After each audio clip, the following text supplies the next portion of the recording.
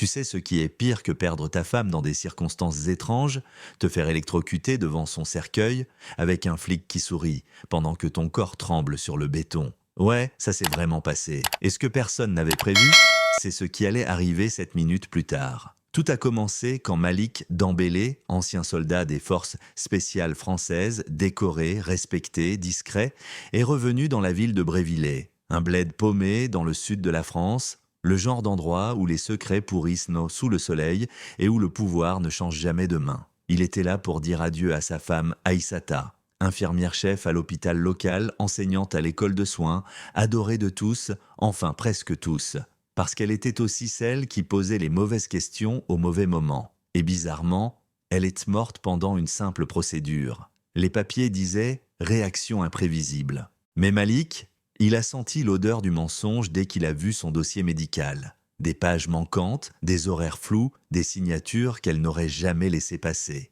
Et devine quoi? À peine arrivé en ville, Malik se fait contrôler. Par le sergent Cazeneuve, un flic qui porte ses rébanes comme une armure et son mépris comme une arme. Il regarde Malik de haut, puis son véhicule flambant neuf. Un ancien militaire dans une Audi noire, qu'il balance, un demi-sourire collé au visage.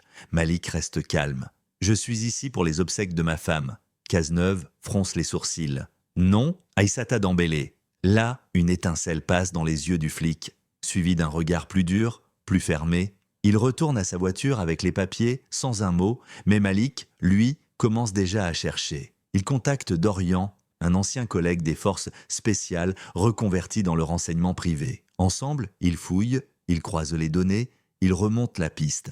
Et ce qu'ils trouvent est infect. L'hôpital de Brévillers recevait des fonds d'un laboratoire pharmaceutique, Solivax, officiellement pour des études cliniques approuvées. Officieusement, des protocoles expérimentaux sur des patients vulnérables, souvent issus de minorités, sans consentement réel. Aïssata l'avait découvert. Elle préparait un dossier pour l'agence de santé, et puis elle est morte. Comme ça. Une infirmière, Nora, contacte discrètement Malik. Elle a vu des trucs, des fiches changées, des dossiers supprimés. Elle lui donne rendez-vous dans un parking derrière l'hôpital. En larmes, elle lui remet une clé USB. Elle avait raison, ils vont venir pour moi aussi. Et c'est ce qui arrive. 2 jours plus tard, elle est suspendue, accusée d'accès non autorisé. Malik, lui, est suivi, contrôlé 3 fois par jour, harcelé par Cazeneuve.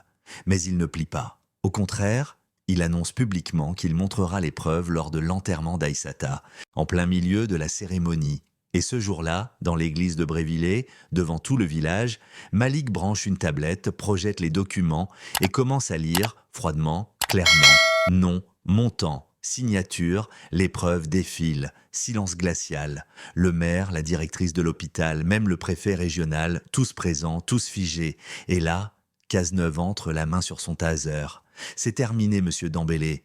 Vous troublez l'ordre public. » Malik le regarde droit dans les yeux. L'ordre public ou le secret public? Et bam, le coup part. Taser en pleine poitrine. Malik s'effondre. Cris, chaos, panique. Et puis, 7 minutes plus tard, des voitures noires surgissent. Pas de gyrophare, pas d'uniforme, mais ils avancent avec une autorité qui glace le sang. Des agents des renseignements intérieurs, des officiers du ministère de la Défense.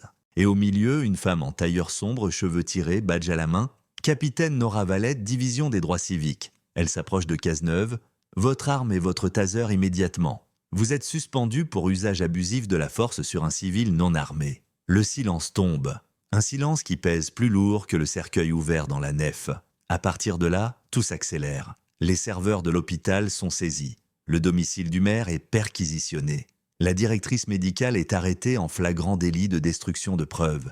Et Malik, hospitalisé, blessé, mais vivant, dans les semaines qui suivent, Brévillers devient le cœur d'une tempête nationale. Le scandale des essais illégaux s'étend, 7 autres établissements dans des villes différentes avec les mêmes pratiques. L'entreprise Solivax s'effondre en bourse.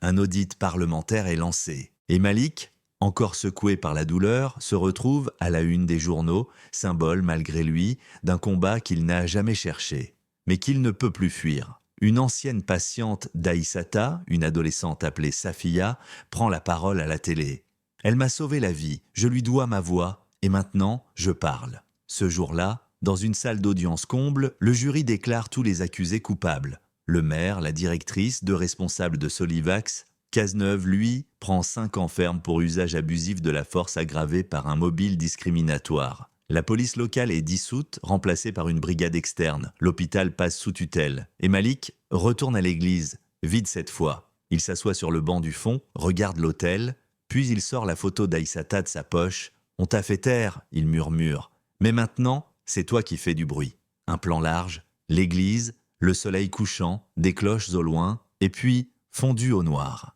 Mais voilà la vraie question. Si t'étais à sa place, seul, endeuillé, harcelé, t'aurais parlé, t'aurais pris le micro, t'aurais laissé le choc, ou t'aurais frappé en retour. Dis-moi dans les commentaires, c'est quoi la vraie justice selon toi? Parce que moi je crois que ce n'est que le début.